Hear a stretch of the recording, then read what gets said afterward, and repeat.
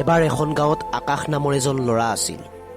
সি পঢ়া শুনাত যথেষ্ট চোকা আছিল, কিন্তু ঘৰখন চলোৱাৰ দায়িত্ব থকাৰ বাবেই সি দিনৰ ভাগত পথাৰত কাম কৰিবলৈ যাব লগা হৈছিল আৰু কেৱল সন্ধিয়া ঘৰলৈ আহিহে অলপ সময় পঢ়িবলৈ পাইছিল।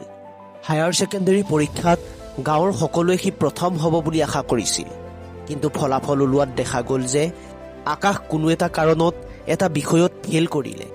ইয়াৰ পাছত গাঁৱৰ সকলো মানুহে তাক দেখিলেই ঠাট্টা কৰিবলৈ আৰম্ভ কৰিলে।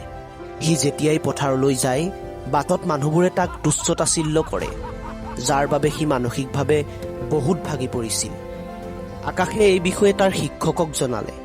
শিক্ষকে তাক এটা বুদ্ধি দি ক'লে, তুমি এটা ডাঙৰ গিলাচত গাখীৰেৰে একেবাৰে ওপৰলৈকে ভৰাই লোৱা আৰু সেই গিলাচটো লৈ গাঁৱৰ সেই বাটেৰে যোৱা, কিন্তু সাৱধান হ'বা যাতে গিলাচৰ পৰা এটুপিও গাখীৰ তলত নপৰে।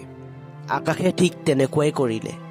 সি যেতিয়া গাখীৰ গিলাচ লৈ সেই বাটেৰে গৈ আছিল, তাৰ সম্পূৰ্ণ মনোযোগ কেৱল গিলাচৰ ওপৰত আছিল, যাতে গাখীৰ অলপো নপৰে। ইয়াৰ ফলত সি মানুহবোৰৰ ঠাট্টা বা কথা একোৱেই নুশুনিলে।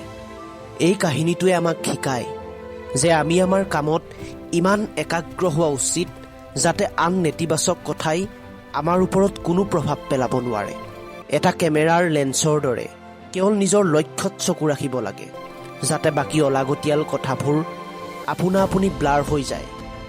নিজৰ লক্ষ্য স্থিৰ থাকিলে সমাজৰ কোনো সমালোচনাই আমাক আমাৰ বাটৰ পৰা বিচলিত কৰিব নোৱাৰে।